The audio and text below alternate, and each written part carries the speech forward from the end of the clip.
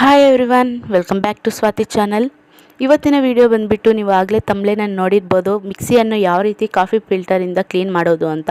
ಇನ್ನು ಲೇಟ್ ಏನಕ್ಕೆ ಆ ವಿಡಿಯೋ ಏನೋ ಅಂತ ಸ್ಟಾರ್ಟ್ ಮಾಡೋಣ. ಆ ವಿಡಿಯೋ ಸ್ಟಾರ್ಟ್ ಮಾಡೋ ಮುಂಚೆ ನನ್ನ ಚಾನಲನ್ನು ಇನ್ನೂ ಯಾರು ಸಬ್ಸ್ಕ್ರೈಬ್ ಮಾಡದೆ ನೋಡ್ತಿದ್ದೀರಾ ಹಾಗಾದರೆ ಸಬ್ಸ್ಕ್ರೈಬ್ ಮಾಡ್ಕೊಂಡೆ ಒಂದು ಲೈಕನ್ನು ಮಾಡಿ ನನ್ನ ಚಾನಲ್ಗೆ ಸಪೋರ್ಟ್ ಆಗಿ. ಇನ್ನು ಲೇಟ್ ಮಾಡದೆ ವಿಡಿಯೋನ ಸ್ಟಾರ್ಟ್ ಮಾಡೋಣ.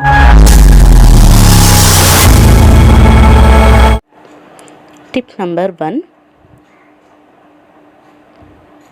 ಈ ರೀತಿ ಪಾತ್ರೆಗಳಿರುತ್ತಲ್ಲ, ಆ ಪಾತ್ರೆಗಳಿಗೆ ಈ ರೀತಿ ಕೆಳಗಡೆ ಬಿದ್ದು ಅದೊಂದು ಹೋಲ್ ಥರ ಬಿದ್ದಿರುತ್ತೆ.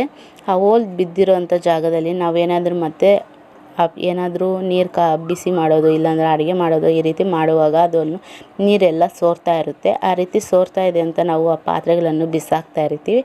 ಆ ರೀತಿ ಬಿಸಾಕ್ದಿರ ಈ ಟಿಪ್ಪನ್ನು ಯೂಸ್ ಮಾಡಿ ಮತ್ತು ನಾವು ಆ ಪಾತ್ರೆಯನ್ನು ರಿಯೂಸ್ ಮಾಡ್ಕೋಬೋದು.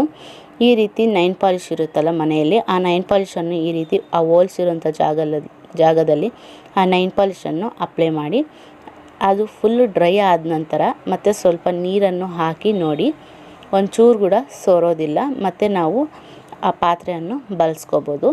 ನಿಮ್ಗೆ ಈ ಟಿಪ್ಸಲ್ಲಿ ಯಾವ ಟಿಪ್ ಇಷ್ಟ ಆಗಿದೆ ಅಂತ ನನಗೆ ಕಾಮೆಂಟ್ ಮಾಡಿ. ಇನ್ನೂ ಯಾರಾದರೂ ಸಬ್ಸ್ಕ್ರೈಬ್ ಮಾಡದೆ ನೋಡ್ತಿದ್ದರೆ ಪ್ಲೀಸ್ ಒಂದು ಸಬ್ಸ್ಕ್ರೈಬ್ ಮಾಡಿಕೊಂಡು ನನ್ನ ಚಾನಲ್ಗೆ ಸಪೋರ್ಟ್ ಮಾಡಿ ಹಾಗೂ ಒಂದು ಲೈಕನ್ನು ಮಾಡಿ. ಟಿಪ್ ನಂಬರ್ 2, ನಾವು ಈ ರೀತಿ ಪೂರಿ ಆಗಿರ್ಬೋದು, ಬೋಂಡ ಆಗಿರ್ಬೋದು ಮಾಡಿರೋಂಥ ಆಯಿಲ್ಲು ಹಾಗೆ ಮಿಕ್ಕಿರುತ್ತೆ. ಆ ಆಯಿಲನ್ನು ನಾವು ಫ್ರೆಶ್ ಆಯಿಲ್ ಜೊತೆ ಸೇರಿಸಬಾರ್ದು. ಈ ರೀತಿ ಸಪ್ರೇಟ್ ಒಂದು ಬೌಲಲ್ಲಿ ಹಾಕ್ಕೊಂಡ್ಬಿಟ್ಟು ಆ ಎಣ್ಣೆಯನ್ನು ನಾವು ದಿನ ಒಗ್ಗರಣೆ ಮಾಡ್ತೀವಲ್ಲ ಸಾಂಬಾರಿಗೆ, ಅದಕ್ಕೆ ನಾವು ಬಳಸ್ಕೊಳ್ಬೇಕು. ಬೇಗ ಅದನ್ನು ಖಾಲಿ ಮಾಡಿಬಿಟ್ಟು ನಾವು ಫ್ರೆಶ್ ಆಯಿಲನ್ನು ಹಾಕ್ಕೋಬೇಕು. ಈ ರೀತಿ ಎರಡು ಆಯಿಲು ನಾವು ಮಿಕ್ಸ್ ಮಾಡಬಾರ್ದು. ಈ ರೀತಿ ಮಾಡೋದ್ರಿಂದ ನಮಗೆ ಫುಡ್ ಪಾಯ್ಸನ್ ಆಗೋ ಚಾನ್ಸಸ್ ಇರುತ್ತೆ. ಟಿಪ್ ನಂಬರ್ 3, ನಾವು ಈ ರೀತಿ ವಡೆ ಮಾಡುವಾಗ ತುಂಬಾ ಜಾಸ್ತಿ ಆಯಿಲ್ ಅನ್ನೋದು ಹೀರ್ಕೊಳ್ತಾ ಇರುತ್ತೆ. ಆ ರೀತಿ ಆಗದಿರೋ ಇರಬೇಕಂದ್ರೆ ನಾವು ಹಿಟ್ಟಿನ ಜೊತೆ ಇದೊಂದು ಸ್ವಲ್ಪ ನಾವು ಮಿಕ್ಸ್ ಮಾಡಿಕೊಂಡು ನಾವು ವಡೆಯನ್ನು ಹಾಕ್ಕೊಳ್ಳೋದ್ರಿಂದ ನಮಗೆ ಒಂಚೂರು ಕೂಡ ವಡೆ ಅನ್ನೋದು ಹೀರ್ಕೊಳ್ಳೋದಿಲ್ಲ. ಅದೇನು ಅಂತ ನೋಡೋಣ. ನಾವು ಹಿಟ್ಟನ್ನು ಕಲಿಸುವಾಗ ಸ್ವಲ್ಪ ಅಕ್ಕಿ ಹಿಟ್ಟನ್ನು ಸೇರಿಸಿ ಅದ್ರ ಜೊತೆ ಮಿಕ್ಸ್ ಮಾಡಿಕೊಂಡು ಮತ್ತು ಆ ವಡೆಯನ್ನು ಹಾಕ್ಕೊಳ್ಳೋದ್ರಿಂದ ನಮಗೆ ಆಯಿಲ್ ಅನ್ನೋದು ಹೀರ್ಕೊಳ್ದಿರ ಇರುತ್ತೆ. ಈ ರೀತಿ ಟ್ರೈ ಮಾಡಿ ನೋಡಿ. ಟಿಪ್ ನಂಬರ್ 4, ನಾವು ಹೆಚ್ಚಾಗಿ ರವೆ ಆಗಿರ್ಬೋದು, ಶಾವಿಗೆ ಆಗಿರ್ಬೋದು ಈ ರೀತಿ ಪ್ಯಾಕೆಟ್ಸನ್ನು ತರ್ತಾ ಇರ್ತೀವಿ, ಇಲ್ಲಾಂದರೆ ಲೂಸನ್ನು ತರ್ತಾ ಇರ್ತೀವಿ. ಈ ರೀತಿ ತರೋದ್ರಿಂದ ನಮಗೆ ಬೇಗ ಹುಳ ಅನ್ನೋದು ಬೀಳುತ್ತೆ, ಅದು ಫ್ರೆಶ್ ಆಗಿ ಇರೋದಿಲ್ಲ. ಆ ರೀತಿ ಹುಳ ಬೀಳ್ದಿರ ನಮಗೆ ತುಂಬ ದಿನ ಫ್ರೆಶ್ ಆಗಿರಬೇಕಂದ್ರೆ ಈ ರೀತಿ ಟ್ರೈ ಮಾಡಿ.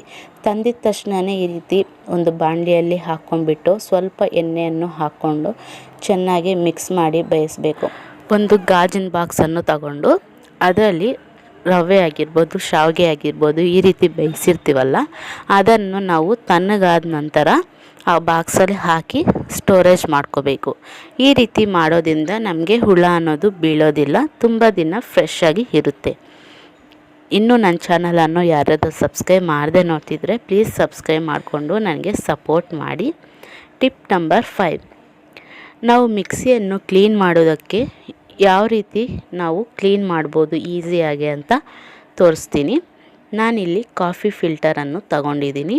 ಆ ಫಿಲ್ಟರ್ ಈ ರೀತಿ ಕೊನೆ ಭಾಗಕ್ಕೆ ಒಂದು ಕ್ಲಾತನ್ನು ಈ ರೀತಿ ಕಟ್ಟಿದ್ದೀನಿ. ಆ ಕ್ಲಾತನ್ನು ಈ ರೀತಿ ಒಳಗಡೆಗೆ ಇಟ್ಟು ಈ ರೀತಿ ಕ್ಲೀನ್ ಮಾಡ್ಕೋಬೇಕು. ಎಲ್ಲೆಲ್ಲಿ ನಮ್ಮ ಕೈ ಹೋಗದಿರೋಂಥ ಪ್ಲೇಸಸ್ ಇರುತ್ತೆ ಆ ಎಡ್ಜಸ್ ಎಲ್ಲ ಈ ರೀತಿ ನಾವು ಆ ಕಾಫಿ ಫಿಲ್ಟರ್ ಸಹಾಯದಿಂದ ಈ ರೀತಿ ಕ್ಲೀನಾಗಿ ನಾವು ಮಿಕ್ಸಿಯನ್ನು ಕ್ಲೀನ್ ಮಾಡ್ಕೋಬೋದು. ಈ ರೀತಿ ಬ್ಲೇಡ್ಸ್ ಹತ್ರ ಮತ್ತು ಕಾರ್ನರ್ಸ್ ಹತ್ರ ಈ ರೀತಿ ನಾವು ಕ್ಲೀನಾಗಿ ನಾವು ಆ ಕಾಫಿ ಫಿಲ್ಟರ್ ಸಹಾಯದಿಂದ ಕ್ಲೀನ್ ಮಾಡ್ಕೋಬಹುದು. ನೀವು ಈ ರೀತಿ ಒಂದು ಸಾರಿ ಟ್ರೈ ಮಾಡಿ ನೋಡಿ. ಐ ಹೋಪ್ ನಿಮ್ಗೆ ಈ ಟಿಪ್ಸಲ್ಲಿ ಒಂದು ಟಿಪ್ ಆದರೂ ಯೂಸ್ ಆಗುತ್ತೆ ಅಂದ್ಕೊಂಡಿದ್ದೀನಿ. ಯೂಸ್ ಆಗಿದೆ ಅಂದಲ್ಲಿ ನನ್ನ ಚಾನಲ್ಗೆ ಒಂದು ಲೈಕ್ ಮಾಡಿ, ನನ್ನ ಚಾನಲ್ಗೆ ಸಪೋರ್ಟ್ ಮಾಡಿ, ಸಬ್ಸ್ಕ್ರೈಬ್ ಮಾಡಿ. Thanks for watching.